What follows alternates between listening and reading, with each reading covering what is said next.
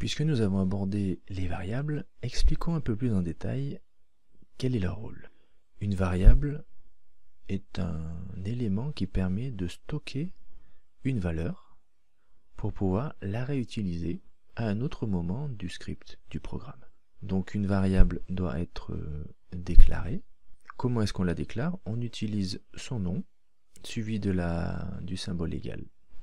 Donc rentrons dans un script et passons à la pratique pour que ce soit plus parlant.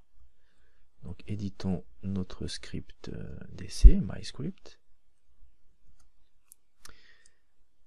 Donc nous avons dans le cas présent un premier exemple d'initialisation de déclaration de variable, juste en saisissant le nom de la variable, donc sur la ligne read. On n'indique ni le type de la variable, ni une valeur par défaut, on la crée juste en saisissant son nom. Donc l'autre manière de saisir, de déclarer une variable, donc on va supprimer ces lignes. C'est d'utiliser donc le mot-clé, le nom de la variable.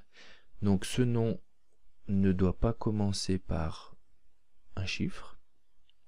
Et dans le nom de la variable, vous pouvez utiliser uniquement des caractères alphanumériques, c'est-à-dire des lettres en majuscule ou en minuscule, des chiffres, des soulignés. Donc tout ce qui est espace, ponctuation et des chiffres en première place ne peuvent être utilisés dans le nom d'une variable. Par défaut, une variable est de type chaîne, c'est-à-dire qu'elle va contenir une suite de caractères. Et comment est-ce qu'on initialise une variable? Donc en utilisant le symbole égal, vous voyez qu'en utilisant ce symbole, la variable change de couleur, l'interprétation, la coloration syntaxique fait son effet, et on lui donne sa valeur. Donc on peut lui donner une valeur numérique. On peut également lui donner une valeur chaîne de caractères. Ceci est une chaîne. Comment déclarer et initialiser une variable. Il existe également des variables d'un type légèrement différent, qu'on appellera des constantes. Qu'est-ce qu'une constante? En fait, c'est une variable dont la valeur ne va pas changer tout au long du script. Alors qu'une variable, comme son nom l'indique, est censée varier, changer de valeur, une constante, comme son nom l'indique, ne va pas changer de valeur. Donc comment différencier une constante d'une variable? La norme utilisée n'est pas obligatoire, mais est préconisée, c'est d'écrire les noms de constantes en majuscules. myConstant égale, par exemple, un chemin d'accès /bin /bin.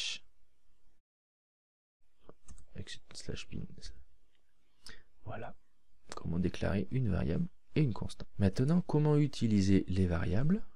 Donc on peut utiliser la commande echo suivie du nom de la variable, mais précédée du symbole $. $ indique que l'on va appeler la variable. C'est-à-dire qu'on ne va pas afficher le nom de la variable, mais le contenu de cette variable. Donc echo var est une manière d'afficher le contenu de la variable appelée var8. Une autre façon, c'est d'utiliser $, les accolades, le crochet, et le nom de la variable. Celle qui existe, par exemple, 77. En fait, la première notation est une simplification de la deuxième notation. Mais il est important de connaître la notation avec les crochets, puisqu'elle servira, dans certains cas, pour éviter que l'appel à une variable non déclarée ne produise des erreurs. Donc, testons le résultat. Enregistrons notre script. Appelons-le.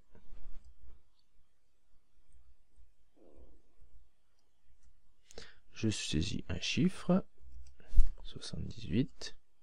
Ceci est une chaîne. Donc ma variable 8 est bien affichée. Et ma variable R77 est bien affichée, elle contient la valeur 6.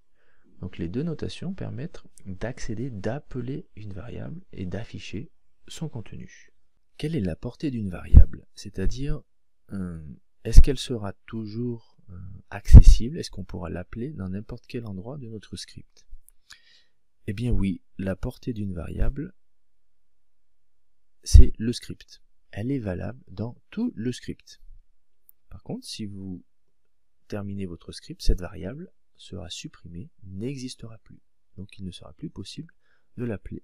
Et en cas de réexécution du script, on va recréer cette variable avec le même nom. Il est possible d'augmenter la portée d'une variable en l'exportant hors du script avec la commande export. Ceci nous amène à parler également des variables d'environnement, appelées également variables globales. Ce sont des variables, on pourra parler même de constantes, qui sont liées à votre environnement de travail, à votre système d'exploitation. Au début de cette vidéo, nous avions parlé de la variable path, qui contient la liste des répertoires contenant des exécutables. Et elle était accessible en faisant un echo $path. Donc notez bien que les majuscules ont leur importance. Elle contenait ces variables-là. En fait, path est une variable, une constante, mais qui ne va pas changer de valeur. Donc une variable qui ne va pas changer de valeur, une constante. Il en existe d'autres. Echo $shell, qui va contenir le shell interactif. Echo $home, qui va contenir le répertoire de l'utilisateur. Echo $pwd, qui va contenir le chemin actuel.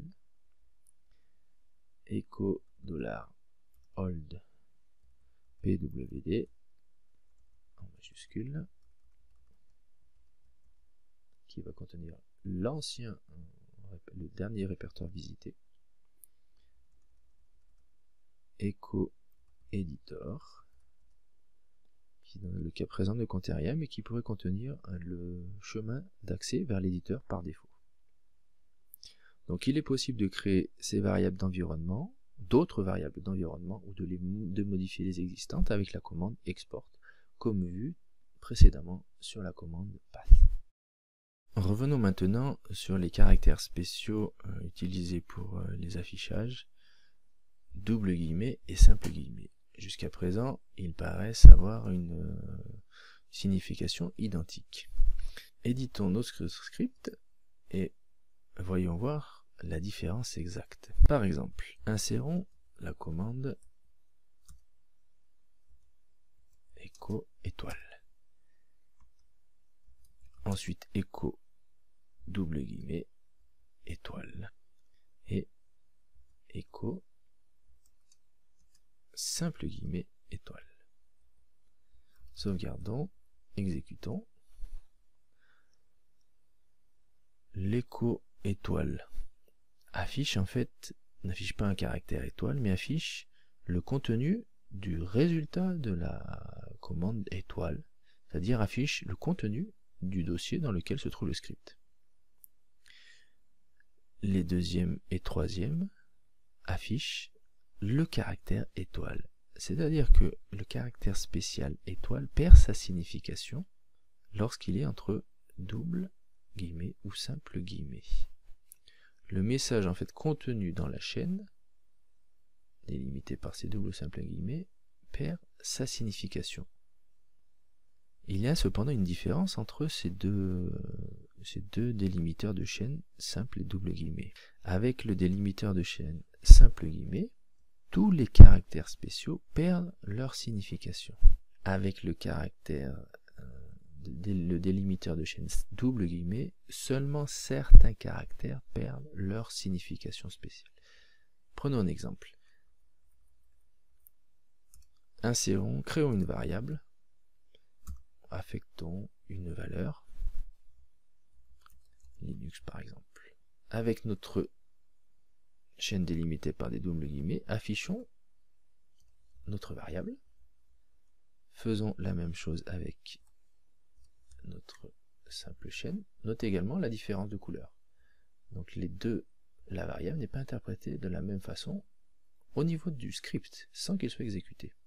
Rajoutons un anti-slash. Anti-slash est le caractère d'échappement pour faire perdre son caractère spécial au caractère qui le suit. Donc si je veux afficher un $var contient,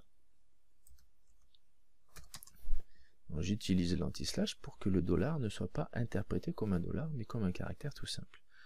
Je vais faire la même chose pour la ligne suivante. Sauvegardons, exécutons. $var contient Linux et $var contient $var. Notez qu'avec les doubles guillemets, le caractère d'échappement anti-slash reste un caractère spécial. Il ne perd pas sa signification. Et dollar non plus. Donc il n'apparaît pas, apparaît plutôt l'appel à la valeur de cette variable, le contenu de cette variable. Tandis qu'avec le simple guillemet, le caractère d'échappement anti-slash perd sa signification, donc il apparaît comme n'importe quel caractère. Le caractère dollar perd également sa signification, donc au lieu d'appeler la variable, on affiche un $var. Donc il est utile de comprendre la différence entre ces deux caractères pour savoir lesquels utiliser suivant les cas. Notez les caractères qui ne perdent pas leur signification avec la chaîne délimitée par des doubles guillemets. Les voici. Donc celui-ci, qui marquera la fin d'une chaîne, le dollar, l'accent inverse, le dollar parenthèse et l'anti-slash, à savoir pour utiliser ces caractères spéciaux de la même façon. Notez également que les caractères peuvent être échappés, comme nous l'avons dit, avec le caractère d'échappement backslash, et que les caractères qui peuvent échapper sont par exemple le guillemet double. Donc si je le fais précéder d'un backslash, il va changer de couleur et il va être interprété comme un caractère, au lieu d'être interprété comme un symbole de fin de chaîne. Le dollar également, nous l'avons vu. La tabulation, la lettre T, et la lettre N. Donc là, on aura l'effet inverse. On insérera une tabulation ou on insérera un retour à la ligne. Sauvegardons. Maintenant, nous allons rajouter quelques informations, quelques commandes supplémentaires dans notre script de sauvegarde. Donc, éditons ce script et rajoutons des commandes. Donc, nous allons insérer un commentaire pour expliquer à quoi servent les commandes. Les commentaires sont très importants pour faciliter la maintenance d'un script. Create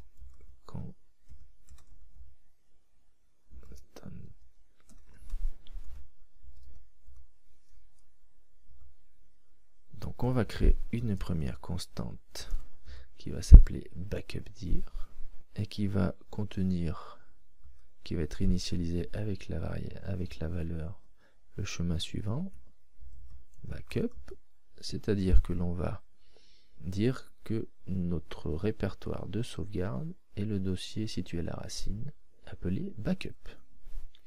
On va créer également une constante timestamp qui va permettre à tar de savoir quel type de sauvegarde il doit effectuer, et on va appeler ce fichier tout simplement timestamp.date. Et enfin on va créer une variable source qui va contenir le chemin d'accès au répertoire que l'on souhaite sauvegarder. Donc ici on va sauvegarder les données utilisateurs, donc le répertoire /home. Nous sauvegardons et continuons le déroulé de cette vidéo.